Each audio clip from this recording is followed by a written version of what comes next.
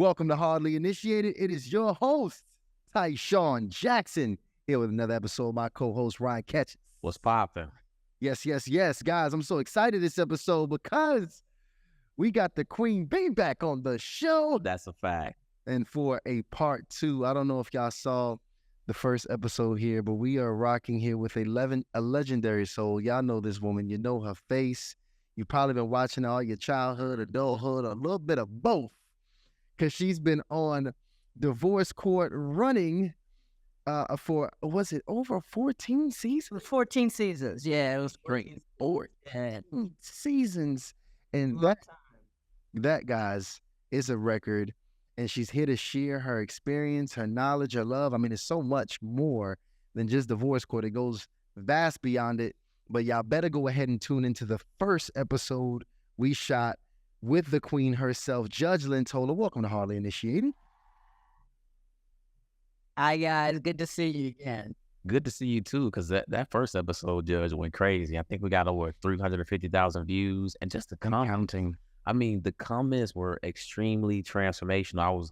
I wasn't surprised by the comments, but because, you know, of course, and we know you're super famous. You know, we thought that when we got you on the show, right? But the level of reverence that both men and women have for you, I'll be honest, I was very shocked by that. And I, found that most of the people who were actually watching you over those 14 years, they weren't just watching for entertainment. It was really a relationship and a mindset transformation. So I just thought that was the most wonderful thing. And, let me tell you this, Judge. Here's what's interesting. I've noticed that in the relationship space, most people choose sides. They either end up talking solely to the women or they end up talking solely to the men. But what I found most interesting is that, don't get me wrong, the women love you. But look at the comments of the men. Usually when the women really like a video, the men, they got a whole different opinion. Yeah. But the men were like, yes, that's a woman. Yep. Man, her husband is lucky. Like that was the whole consensus of it. So I think that's very special how you still able to teach this principle that both men and women can look and learn from in the space, because I just see that as rare. It's like my mother was always you got to call them like you see them. You got to call them on both sides. And I remember when I first took the bench in 1994 in Cleveland Heights, I got a note from one of the cops that says, "You're really strict, but you're fair, and we appreciate it." So we know they were saying, we know where your strike zone is. This is okay, and that's not okay. So if everybody knows where your strike zone is, you can pitch correctly. It's a bar right there. If everybody knows where your strike zone is, you can pitch correctly. I like that. Is it baseball? Yeah. Yes. Man, well, Judge, I want to first off thank you for giving us some more time. Yes. This time is special, just as last time was, but this time it's a little bit different. For those of you that don't have context to what's going on, I think we shot with you in early to mid-December. Yeah, I think it was No, it was towards late December. Because I recall I did the thing with you, and I was supposed to stay until Christmas Eve because we were shooting my show, Judge Me Not. And for some reason, the next Tuesday before Christmas Eve, I was like, screw it, I'm coming home. And he died like 3 days later. So had I stayed, I wouldn't have been home. Not that it helped, but so it was late December. I remember seeing that. I literally remember just texting you, making sure you got home safe. We had a conversation. I'm telling my mama about the situation. Because it was holiday times. We with the family, and I see it pop up on my phone what had took place. That you had just lost your husband right after. Really, the whole episode we did was almost a dedication to him, because in some way, shape, or form, we literally the entire time we ended up talking about him. We ended up talking about him. And I think half the views you got on that video were mine, because it gave me an opportunity. I don't know, it was just so comforting. He died so suddenly, and we just didn't understand anything, and nothing made sense. But when I watched that video, it was like he was still here because I was talking about him in the present tense because he was there, and all of those things were true, and all of those things really happened. And it kind of transported me back to the last moment in time, well, close to the very last moment in time, that my world was still upright, So I watched it and I watched it and I watched it and I watched it. And it was comforting. It really was. And I appreciate having that to, to, Well, we appreciate you, and that was very special for the platform and our audience because, Judge, you've definitely changed many lives and many relationships, even with that short amount of time, that hour and a half or so that we actually spent with you. And one of the things that we found is that a lot of men and a lot of women really were praising the way that you actually show appreciation for your late husband. And I'm just very curious, in this digital age where social media is a big part of how we think and how we do things, do you think it is necessary for a spouse to show appreciation in the public setting? can I say I think we're going about that backwards? Okay. I deserve no praise for appreciating him. He deserves praise for being a man that could be appreciated. I couldn't have said those things about him if they weren't true. And I wouldn't have said those things about him if they weren't true. All I was doing was telling you what happened. And you cannot do whatever and have your spouse praise you. You have to do right. And then if they don't, that's on them. But he showed up in this world as an extraordinary human being. And I just had last week, his oldest, a couple older guys are in 50. And, just every once in a while, one of them will call me, can't talk, and because he was so significant to all of us, including his sons. So it's not about me being an appreciative spouse. It was about him being one hell of a human being. And you could always decide to be one hell of a human being. You always can decide that. And I think to the extent that people expect to be spoken well of, absent actions that inspire that is a little foolish. It's what I would say is, I think we going about a few things wrong. I think you called that out the right way. I think we going about a few things wrong in this day and age. I even think the whole marriage, the way we look at it, might be a little incorrect, Judge, because I think a lot of us have set the goal and the destination to be marriage when really it's really to do with what you're doing. Like, the goal is actually to leave this earth with your partner, to stay married. Right. That actually is what the whole purpose of marriage is. It's really till death do us part. And the thing about it is, I'm curious to know, because me personally, I'm just not good, Judge. I'm not good with like the whole grief aspect. Me personally, I have some real toxic tendencies as it relates to grieving, as far as keeping myself human. What do you do? Just not think about it. I just want to not think about it. I just want to not feel it. I just want to stay focused. I don't want it to overwhelm and overtake me, because I know it's a lot. And I want to ask you in general, because as somebody who's been able to, be with someone and have that depth of a relationship, and you are in this process, how have you been able, what have you been doing to navigate this new chapter of your life? Well, it's kind of like, it's a day-to-day thing. When he first died, I was on a treadmill and he walked across the thing. I said, "Bye, baby, I'll see you." I said, "I'll see you. Don't forget to tell Bill to do da-da-da." Yep. Couple hours later, I get a phone call. "You ain't never gonna see this brother again, right?" So the first, I had to go down there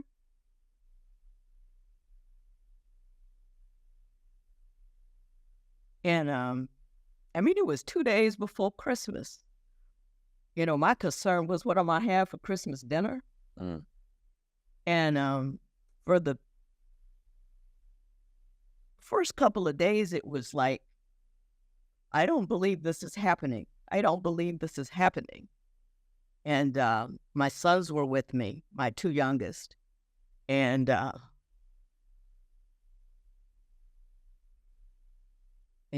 we're in a room. They tell you the jacked up part. They call. I was on the phone talking to Dr. Ish. And they called, and the hospital called, but it wasn't the hospital that he was going to. He was getting a test. And they called, another hospital called, and I said, well, I don't have anything to do with this hospital. I don't, blah, blah, blah. They called again and again, and I finally said, Ish, let me hang up the phone, because I don't know why these people keep calling me. They must have the wrong number. And they said, are you Lynn Toler? Yeah. We got your husband in our emergency room. He's in critical condition. You need to come. And I did. My son got up. We drove there. And when I walked into the emergency room, I told her my name. And she picked up the phone right away. Click, click, click, click, click. Lynn Toler. So I know it. It's dead when they called. So the woman comes out.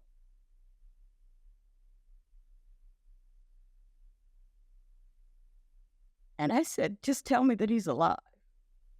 And she said, I'm sorry, I can't do that. I said, so he's dead? You just tell me, is he dead?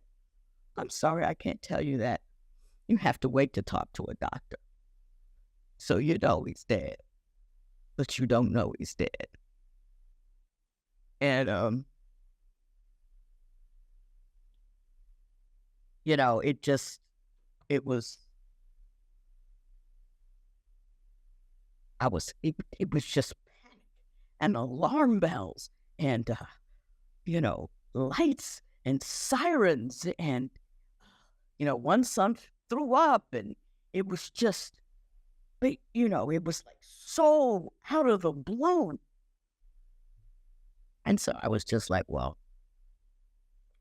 I spent the first weeks just not believing it, and then there were so many things to do. And then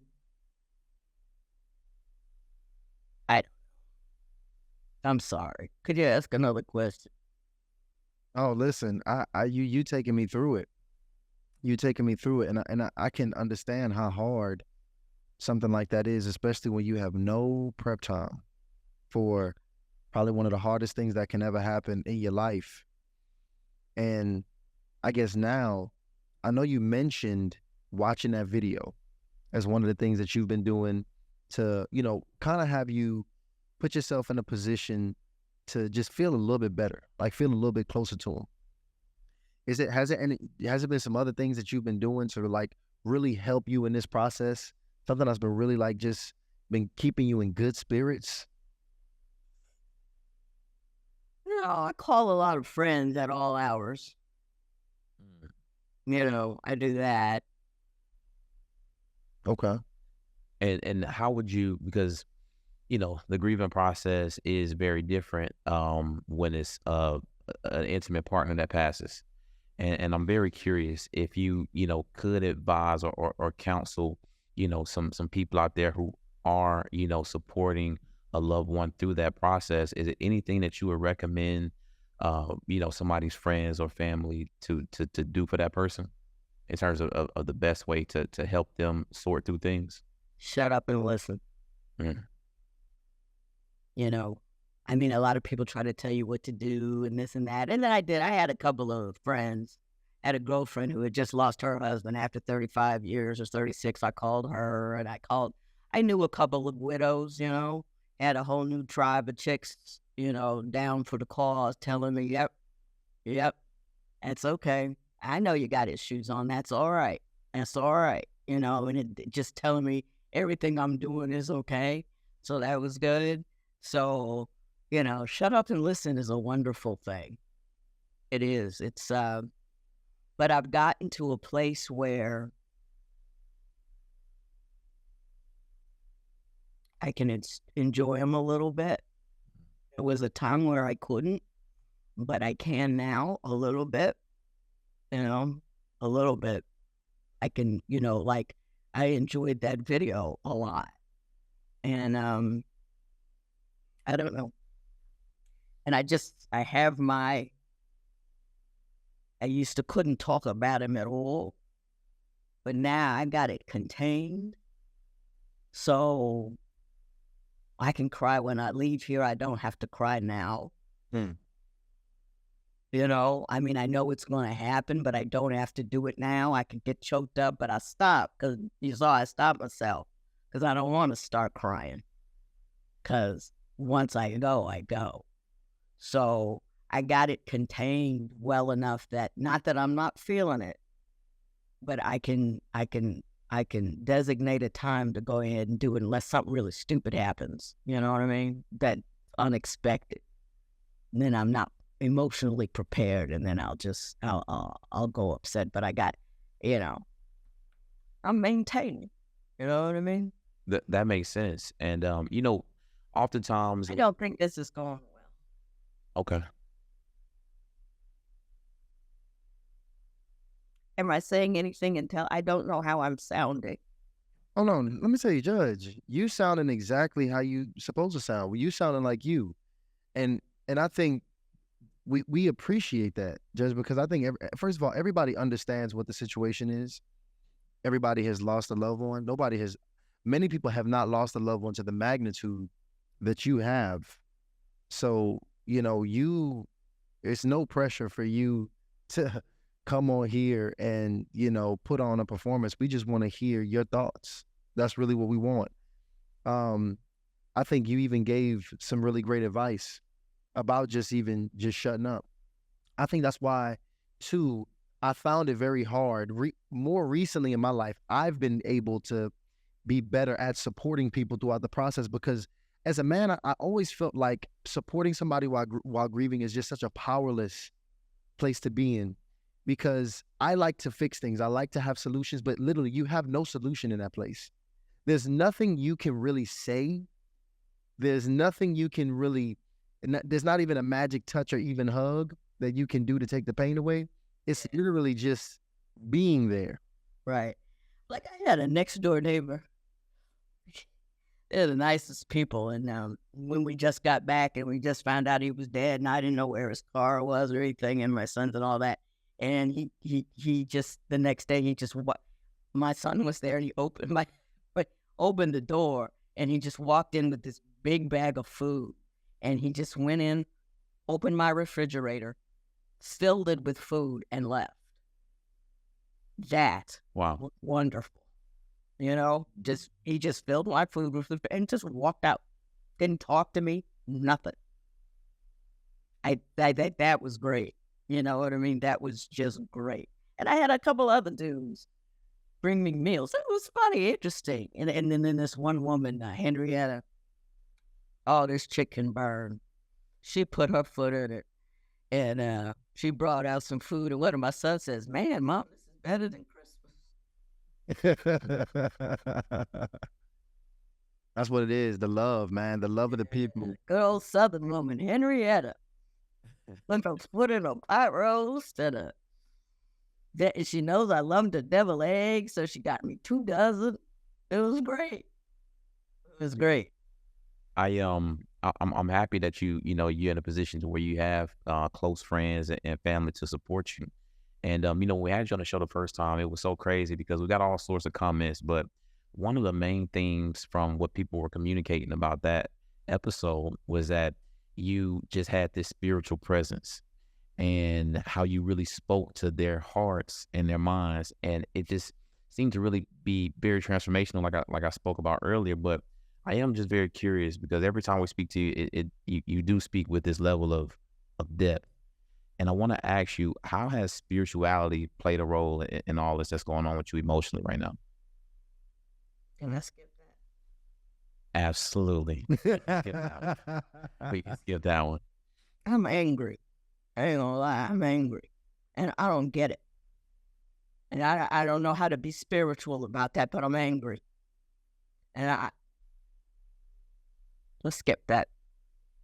You know, when you actually look at the stages of grief, what I actually looked up myself when I went through it, I think anger is actually a stage of grief that they describe that most people typically feel, and it's a few of them. It's I think it starts with denial, then it goes into then there's anger. It's a whole myriad of things that you experience.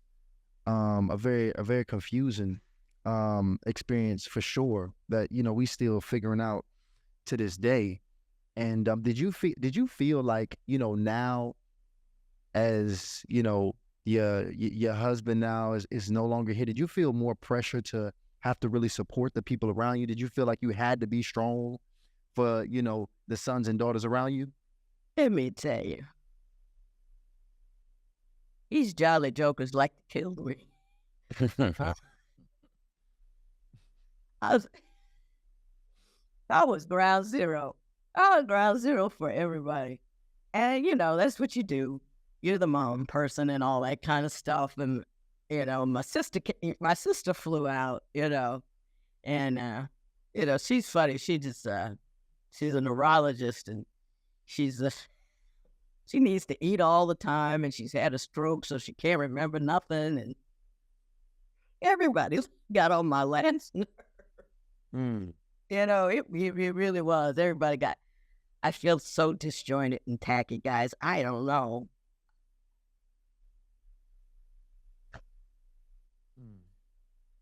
Can I tell you why I don't like your shirt? Yes. Please tell me. Yes.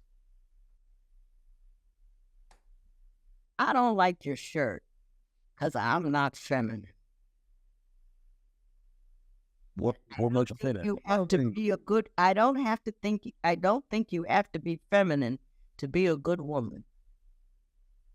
Now that's a different direction. First of all, Judge, why do you think you're not feminine? Because when you came in here, I felt a divine feminine presence while you were here with me. Likewise. And Describe one thing I did that you saw or I said that was feminine. Honestly, your entire movement is like, I mean, you were very light with your movement, very animated, and it, even the way you sat, I thought all of that was very feminine. And no, you had your legs curled up on the couch. And just, I guess my thing is, and I never considered myself a feminine woman. I think, and I mean, I've always considered myself a bit of a tomboy. And I just don't think,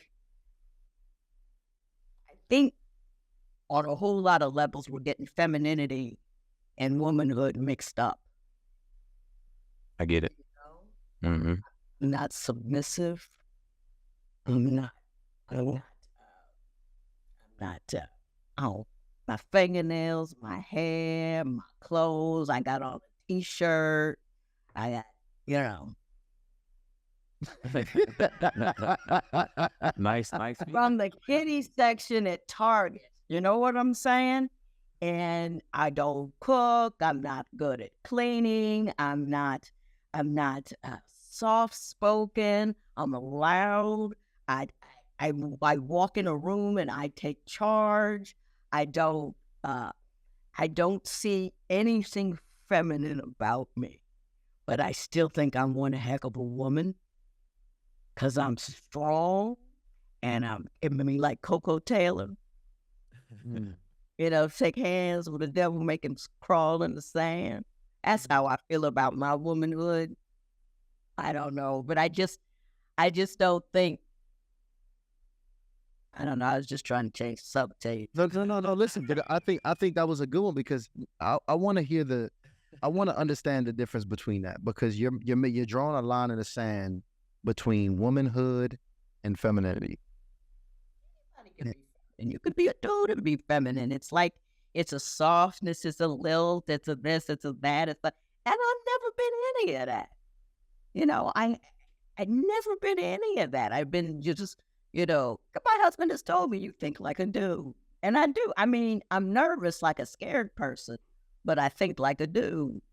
a lot of times about, you know, I don't understand Valentine's Day. I don't understand flowers. I don't understand anything that most men want to do for their women that make them feel fabulous. I don't care if you remember my birthday.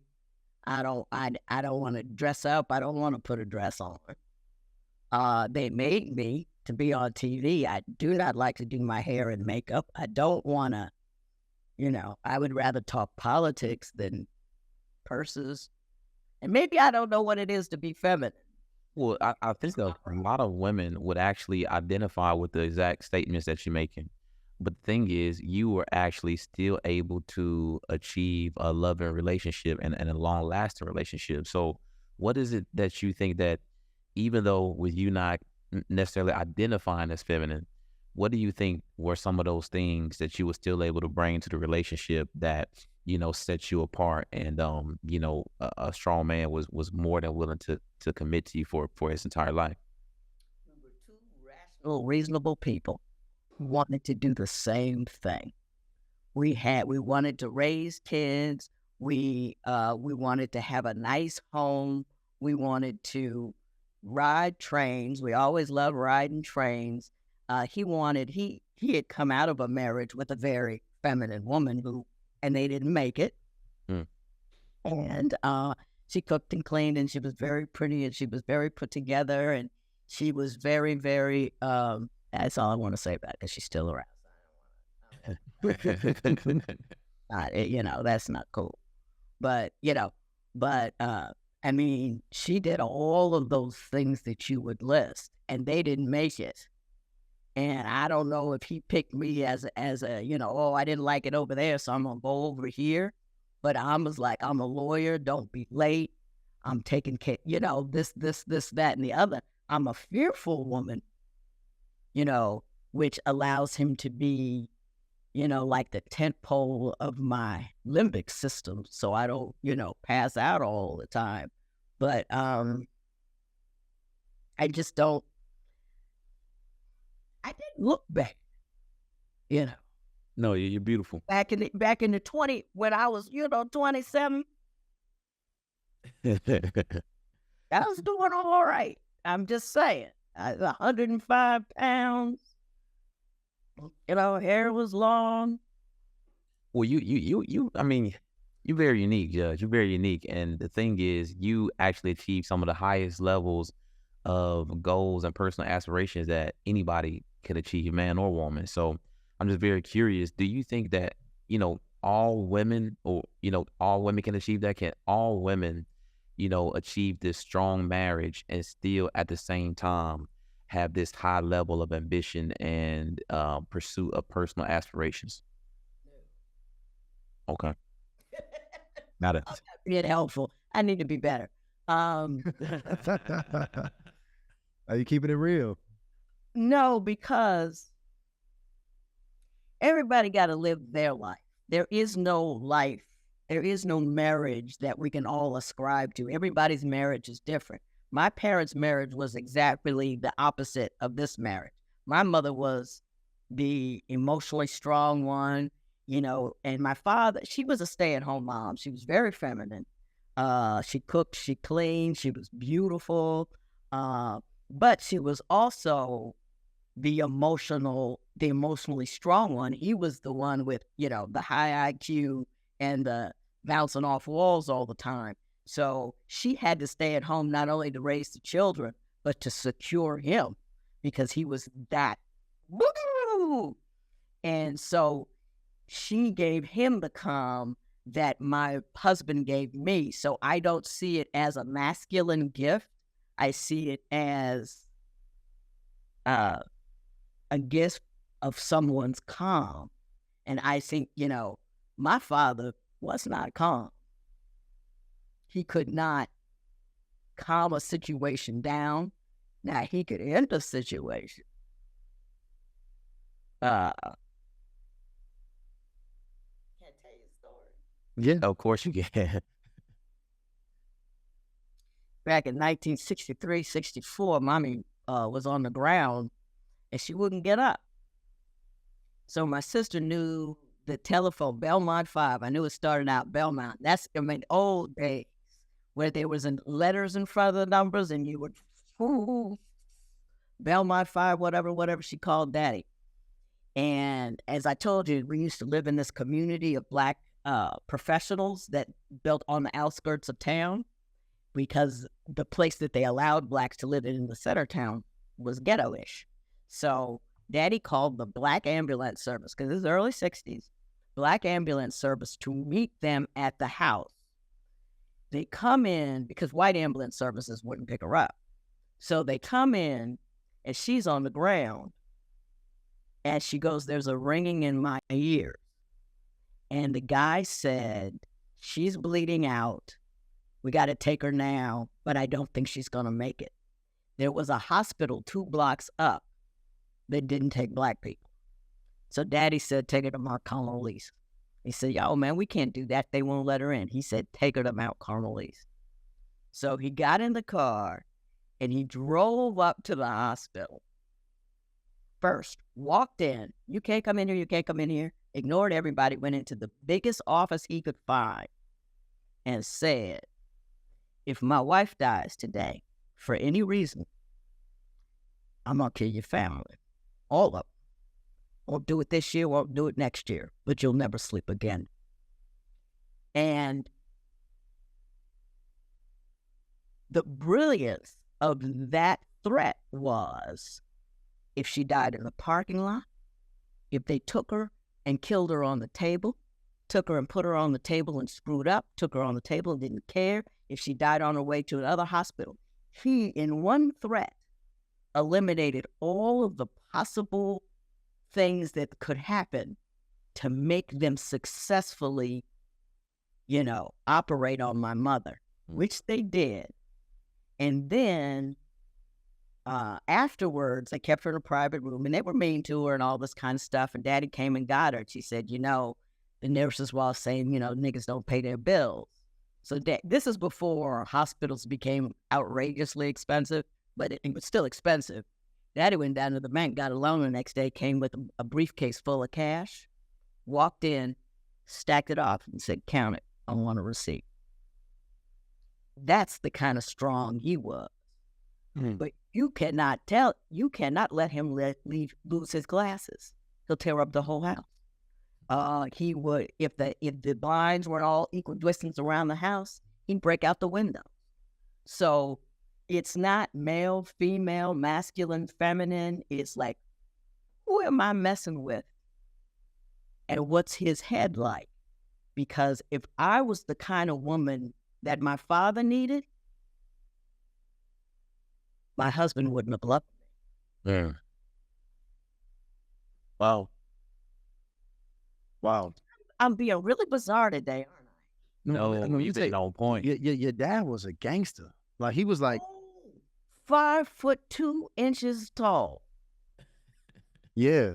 135 pounds. Worked in a coal mine for 2 weeks, and then we go to college for 2 weeks. Coal mine for 2 weeks. College for 2 weeks. And I remember there was this one lawyer. It was the judge. When I was a judge back in Ohio, and I went to a judges conference, and this judge came up to me and said, "Can I tell you a story about your daddy?" And I said, "Sure." He said, "When I was a young lawyer, your father had been a lawyer for a while. He'd been out there, and we had a case together, and we wanted a continuance. In other words, to knock something back to a later date." And he said, "Well, listen, I'm going to be in Judge Smith's office today. I'll just put the continuance in. Don't worry about it. You don't have to file nothing. I'll just take care of it." And that couple of days later, he didn't hear from Daddy, and the other guy was at court, and he was running to Judge Smith, and he says, "Oh, Judge, I just wanted to make sure. Bill Toler said he was." And then the judge put his finger up and said, now this is back in the 70s. If Bill Toler said it, then it's true. The judge said, "I don't want to hear it. If Bill Toler said it, it was true."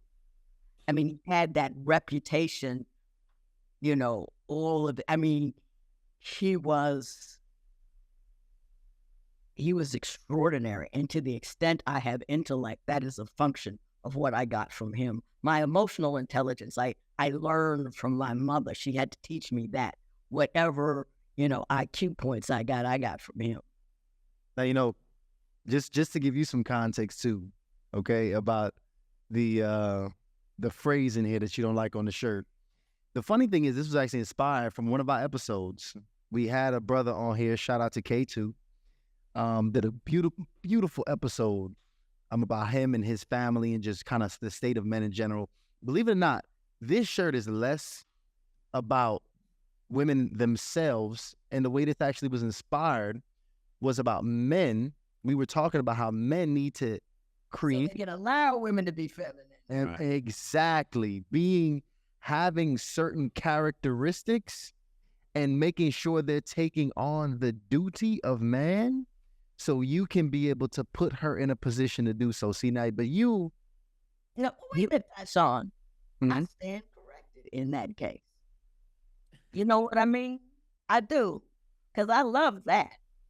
Give me an opportunity to be feminine. Whether I take it or not is up to me. But create a safe space for a sister so she can relax. I love that. That's exactly. That's what it's for.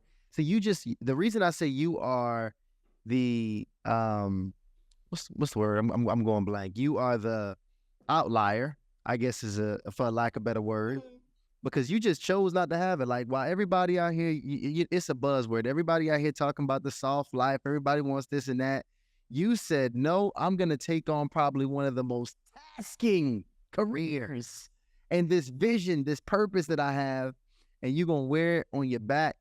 And I can't say that, I don't think every brother can be able to manage a woman like that, just being very honest. Oh, I don't think so either. I really don't. I mean, I'm a handful. I really am. And I remember when I had my first baby, I was like 32. I was not a child. And I stayed 4 months at home with him. And my husband came home one day and said, baby, I don't care if I make $1 billion a year.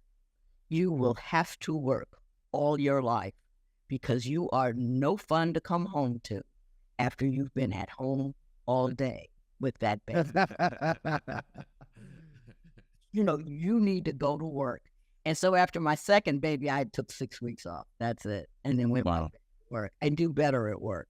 I like working. I like to work. He does not enjoy me if I am not actively engaged in intellectual pursuits, because I'm a pain. I work, a brain that is constantly churning will either churn up good stuff or bad stuff. So you leave it alone long enough and you don't give it anything good to do, it'll find problems, worries, concerns, and issues. Yep.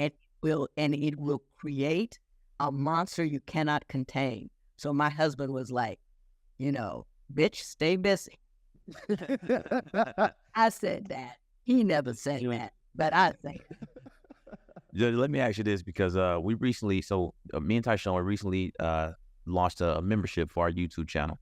And one of the things we did, we put out a link and we said, hey, we're going to speak to our audience members, the people who support us most, for about 15, 20 minutes to kind of get an idea, their background, their interests, those types of things. And what we found with about 50 people we spoke to, both men and women, that everybody was extremely interested in the show because we talk about relationships. So my thing was, hey, well, if you listen to the show, it kind of indicates to me, it's the signal to me that you desire a healthy relationship.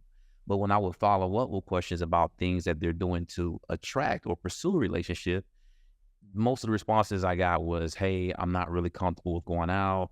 Hey, I got to work, or I got to give a lot to my kids or my family.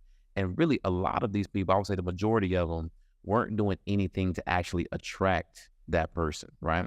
So my question for you is, for the men and women out there who are having issues with self-worth and actually invested in themselves, how do you think that, these people can work to develop a sense of self-worth so they are able to potentially attract and maintain that healthy relationship with another person? My thing is always, everybody tends to live narrowly. You know what I mean? In a very, this is what we do, day after day, we do this, this, and this.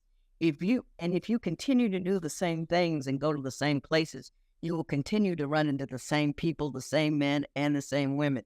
If you want to expand your dating pool, expand your mind, do something that interests you, take classes, go to stuff where you meet different kinds of people in different places, in different society. I met Eric at a work function.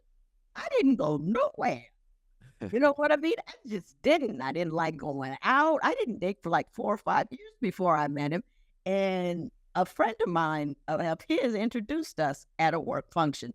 But if you wanted to meet me, you had to be taking Russian lessons, French lessons, piano lessons, tennis. I'm always learning something. And I meet interesting people when I do interesting things. And I've never gone out and looked for a relationship. I looked for depth and meaning. And then this brother just happened to be in one of the rooms I went through while searching for same. Oh, I love that. I never looked for a relationship. I looked for depth and meaning. And therefore I found what I was looking for. I want to ask you this too, because another thing that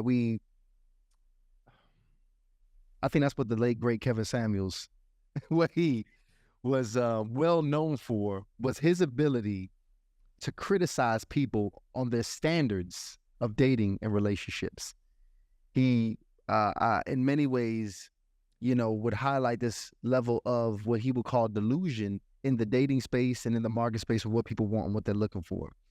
And I want to talk to you about that a bit too, because you actually went against your mother, who you have such high reverence for. You went against her goodwill and actually selected a man who came to the table with, I think it was, and correct me if I'm wrong, was it 5 children? 4 children. I threw another one in there. So it's all right. I had 5 and 6 when I got with him. So you have 4 children, and that already was a red flag for your mom. Your mom was like, "Do not, you got so much for you. Don't go after this man that's already bringing 4 babies to the table." I want to talk about that compromise factor, especially when it comes to, finding someone you love, finding someone you want to be with. What do you personally see? Because I want to inspire somebody on how they can be able to understand when to activate that compromise. When it's not settling, it's compromise, because it's a difference. What did you see in your husband to allow you to say, you know what? Even though he's coming and bringing to the table 4 children, some different, women, that's the mother of these children, and going against my mom's goodwill, I'm still going to take this on. What did you see to make that tough decision?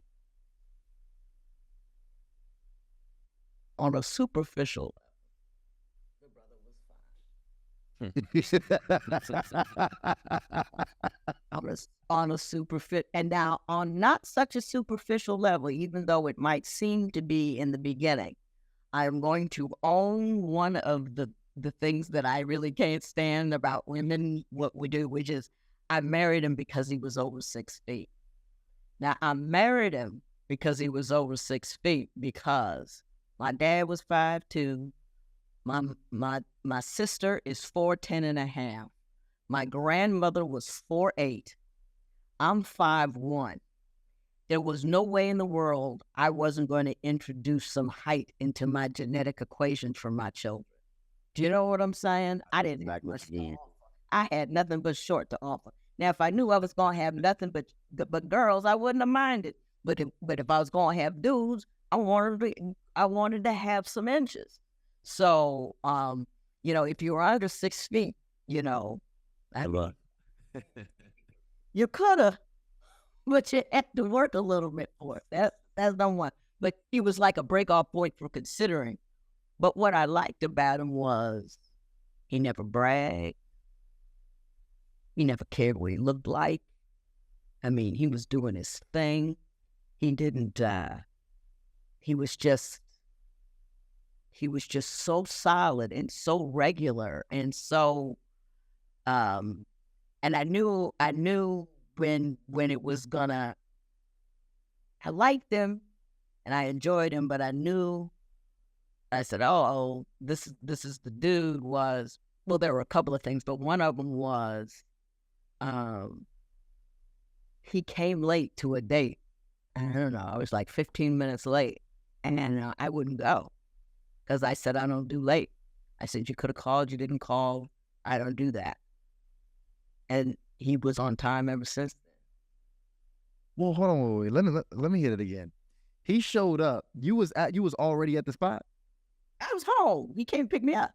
He came 15 minutes late, and you told him to just go back home. Yeah. You cold. Right. Well, you know, the thing was, my father was pathologically punctual. He did not look, I mean, we were never late anywhere. We were always early. And now, I mean, when I showed up here, even though I had the wrong time, I was a little early. Mm-hmm. Pathologically punctual. You know, my father taught me that to be late is to be disrespectful. It's to dishonor somebody's time. If you have a problem, you can call, but don't be late. I started my docket on time. I remember my bailiff the first time I was, not my first time, but during my first weeks, you know, and it would be 9 o'clock, and my docket was 9 o'clock, and I'm like, okay, that's it, I'm getting on the bench. And Bill Usel, he's a real nice guy. He said, Judge, can you give people 5 minutes? Sometimes they get in the parking lot at 9. Sometimes they get at the door at 9. Can you give people 5 minutes? Because I'm pathological about punctuality. But he saw, oh, well, this woman wants me to be on time. I'll be on time. And it don't make him weak. It don't make it simple. It just, it got him something he enjoyed for a considerable period of time. Yeah. I like that Tyshawn asked that question because it is a real relationship between how a woman and a man move when it comes to dating based on what they experience from their parents. Right. We got a member, actually, I want to say this was Jody Rose. She basically was one of our members. She was giving me, some detail on her situation in terms of her relationship. But she said, hey, the reason I want to speak to you guys is because my daughter doesn't seem to have any interest in a long-term relationship. And her thing was, hey, I know what's having a tremendous impact on her is my failed relationships and also the relationships that my daughter's father has brought in the equation. So I want you to talk about this. Could you just give some detail on how you think parental relationships affect children's future healthy relation or future potential for healthy relationships? I mean, I think it's everything. I mean, to that extent, my husband and I both were very lucky. I mean, his parents were till death do us part. I was till death do us part. Most of my girlfriends, got there as well. So what you understand is you don't quit when it gets ugly because you've seen it be ugly and you see him get through it and you get to the other side. And what I often like to tell, you write the script for your children to read by living every day. And what I used to like to tell guys is, your daughter will live the life you give your wife.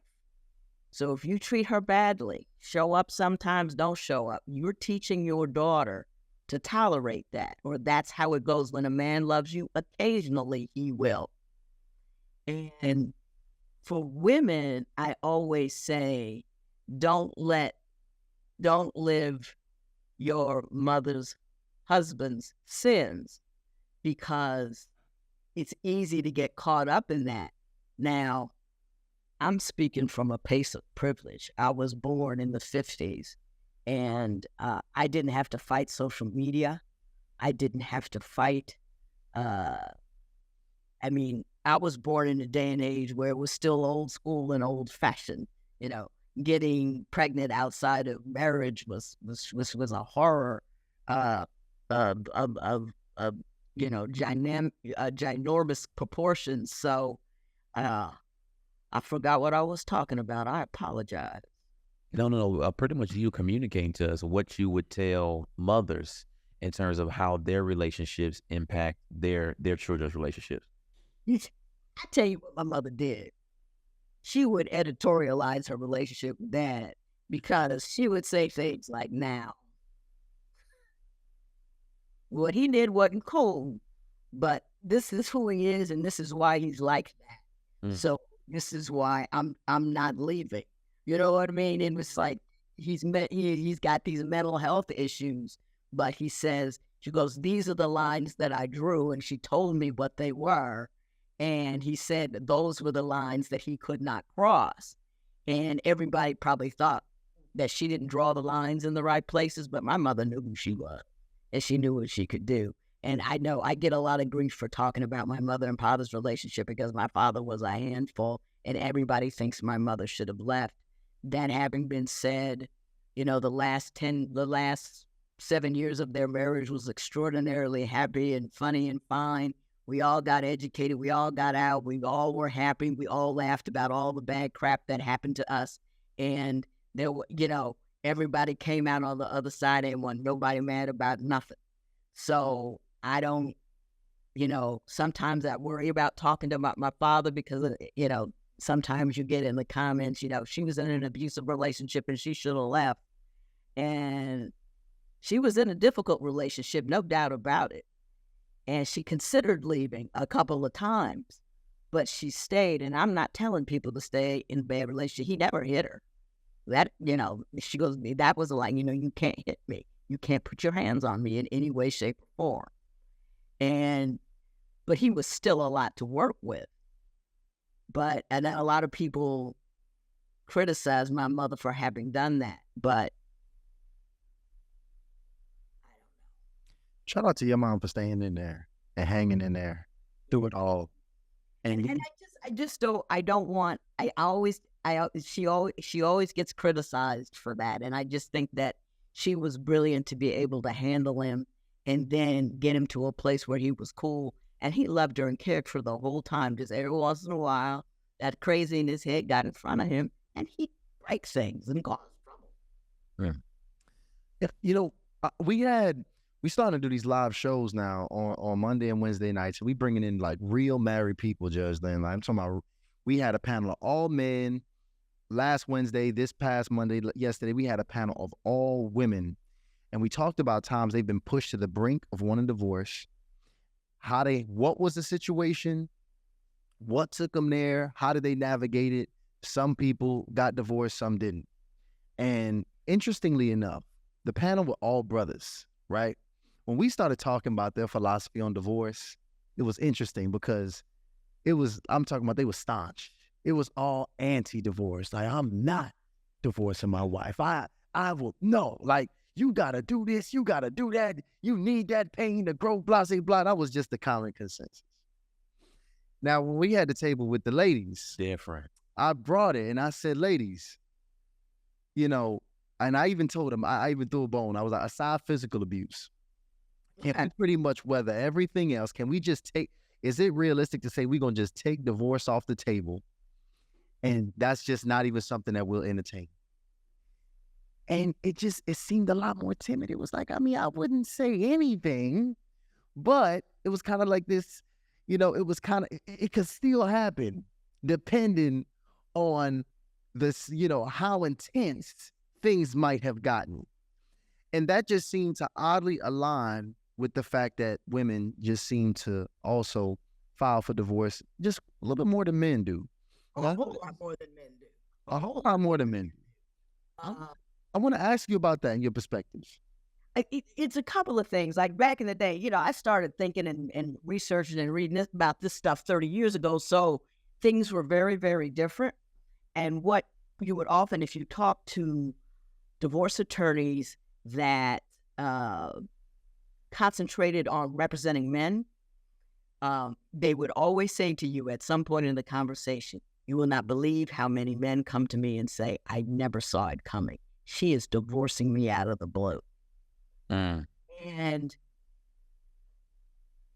when you talk to you talk to the women about that, he said, I was telling him the whole time, but he just wouldn't listen.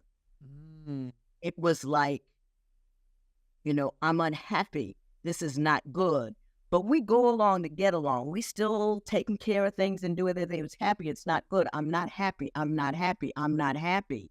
And I remember this one minister was talking about, I was in this ministry and I was really excited. And a couple people were pulling my coat and saying, your wife feels left behind. Your wife feels left behind. And like, no, she isn't. She's on the vision. He goes, next thing I knew, I was getting a divorce and I didn't see it coming. And then I realized everybody told me, but I didn't see it.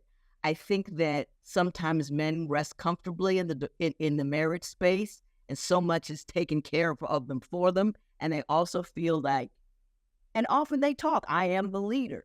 So therefore my agenda is appropriate and what she should come on to, and don't spend a lot of time, well, where does she want to go or what does she need? And when you look at it like that, you tend to stay because the relationship will get better. She will get in line. And when you're a woman, it's like the relationship will never get better because he's not going to change. Now, as time has gone on, I think it's become different. I think all of us have become so attached to social media. We say what we think sounds good so often, we fool around and believe it ourselves, and then act in a manner that is not in our best interests because we done talk so much crap for so long about what I'm not taking and what I'm not doing and this, that, and the other, that you feel that's how you really feel it, and it's not true. Now, I don't have much data on that second part. First part, yeah. Second part, no. It sound right though. It sound right though. I ain't taking nobody cheating on me. He cheat, I'm gone. I'm gonna send him right round away. I put up some stuff in my marriage where people were like, what the hell are you doing? Wow. I mean, you gonna this. I mean, we had some ugly stuff going on. And I said, I'm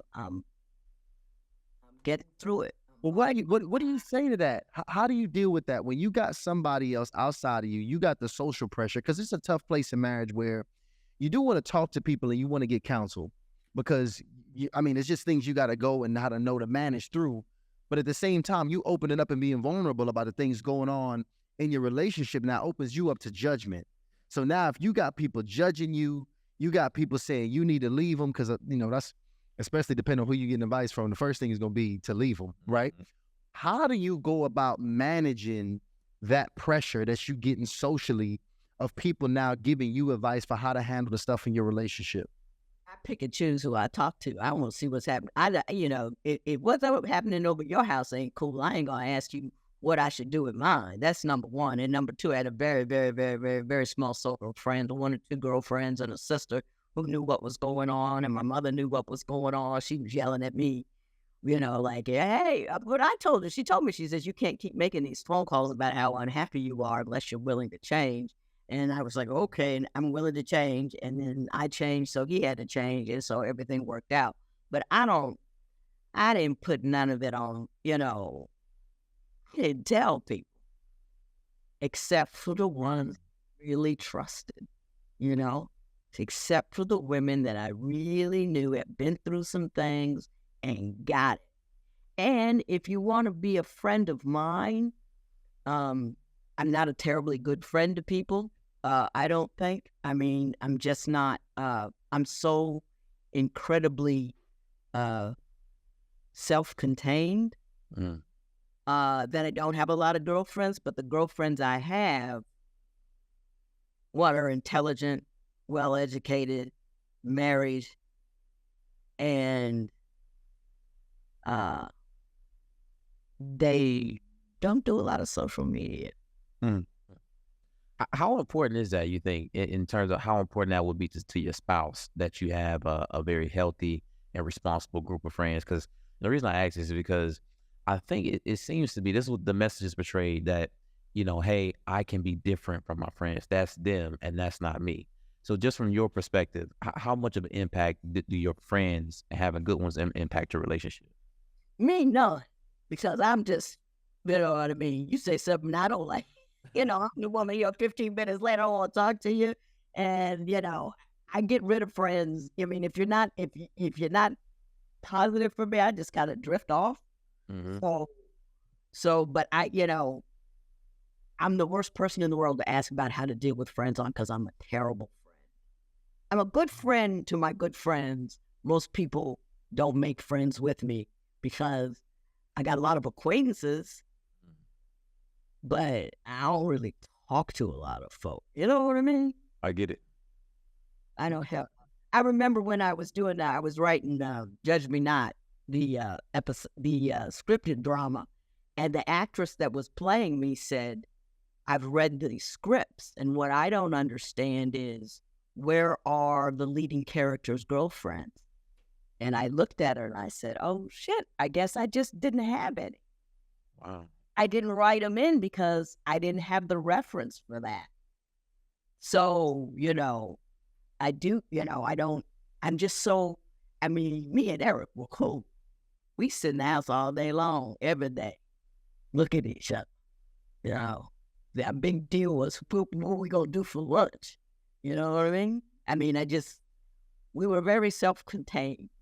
So I don't think I'm a good person to ask. No, just I want to close it out here, because I'm just generally curious, because just you with this long life you've had, with this connection, that you've had with Eric, I just love, man. If my wife talks about me the way you talk about Eric, you won. I did something very right in my marriage. That's actually my goal. But even, after, a relationship like that is in the place that it is, where, it now ends, or, he leaves this earth, do you even open your mind up, or do you even see you having the capacity to ever love that intensely again? Or do you think it's just at this point, you feel like that was enough love for this lifetime? Had it. It was there. Loved it. Enjoyed it. I ain't compromising for nobody else no more. You know what I mean? I had, I beat the game. I won the lotto. You know what I mean? I got first prize every morning. First prize, first prize, first prize. I have no interest in creating some ersatz version of the perfection. And the marriage wasn't perfect, but it was perfectly done, if you know what I mean. It was, you don't get a marriage without complications and difficulties. And we had those complications and difficulties. It made us stronger. It made us better. And those last 10 years were just outstanding. And, that took 30 years to get. And I can't see it. Well, Judge, we until the day I die. We just really appreciate you for being so vulnerable and sharing with us. And I apologize. This is not the interview I wanted to do. I'm sorry. Judge, let me tell you something. The people that's going to hear this, they are going to experience a transformation, because it's a lot of people who have serious issues with even open themselves up to grief, let alone, having the strength to try to move past it, if you will. So I think what you share with us today, it's unbelievable. This is good for the people, and I hope it's valuable to you as well. Judge, I have no regrets for having you on here. I appreciate every bit. Okay. We love you, Judge. Okay? Yes, ma'am. You go ahead and enjoy it. Hey, thank you guys for tuning in to another episode here of Hardly Initiated. Thank you guys for tuning in. Y'all send Judge Lynn your prayers, your love, I know what she's going through, man. She's been through a lot. It's tough to lose a loved one. I mean, that you've been with, for so many decades at a time, built a life with, lived through just about every different archetype that you evolve into. And, they're no longer here, man. And I appreciate Judge told us, she said that, yo, listen, y'all were the last interview I had right before he passed.